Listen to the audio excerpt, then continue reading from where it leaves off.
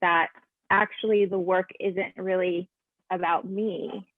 You know, it's about giving back. It's about channeling this creative energy, this divine creative energy that we all have access to. And that as it moves through us, it's transformed, and the way it comes out is different and unique based on the form of our experience. And how there really isn't any such thing as good or bad art or good or bad creativity, because it's all self-expression, and nobody has a say as to what is a valid self-expression and what isn't. And so, yeah, that was kind of like the transformation that, of course, I still struggle with too. You know, it's not like I just realized that and now I'm like happy every single day.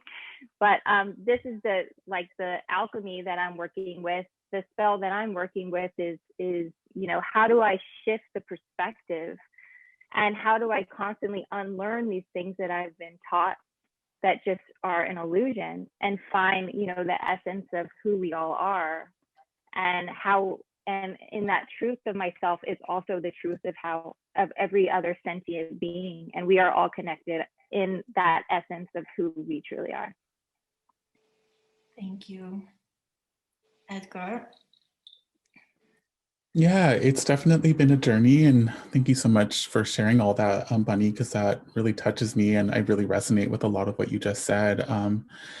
Yeah, I've also feel like I grew up as a Jehovah's Witness growing up, so I was brought up in a very Christian household, and it wasn't until I was studying art abroad in England that I had a moment where my ancestors woke me up in the middle of the night. And so it's interesting, like the bedroom witch magic, you know, my ancestors came to me and they really wanted me to know that I, you know, had a different purpose, that I was like a medicine person. And they kind of, you know, were really like direct, and it was really confusing for me because I grew up in a capitalist, you know, Western Christian household. So I was like, I'm in an art program. What do you mean I'm supposed to be like a medicine person? Like, how do I even like go in that direction?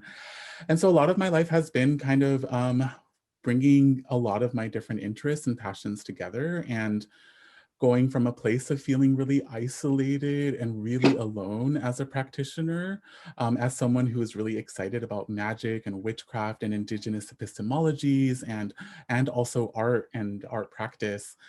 But I've gone, you know, from that to like realizing that there's a massive web of people out there who are creating work, and also tapping into sacred ancestral practices that many of us were taught were not appropriate or right, and reclaiming. I think, you know, Melanie, you spoke about that, of reclaiming what we think of as spells or prayer, and really creating something different together. And I think that's something that I've really appreciated social media for, is that it really has brought me from a place of feeling really alone and feeling like my art wasn't, you know, good or valuable, to realizing that there's so many of us who are using art for something much more bigger than what we were taught art was supposed to be.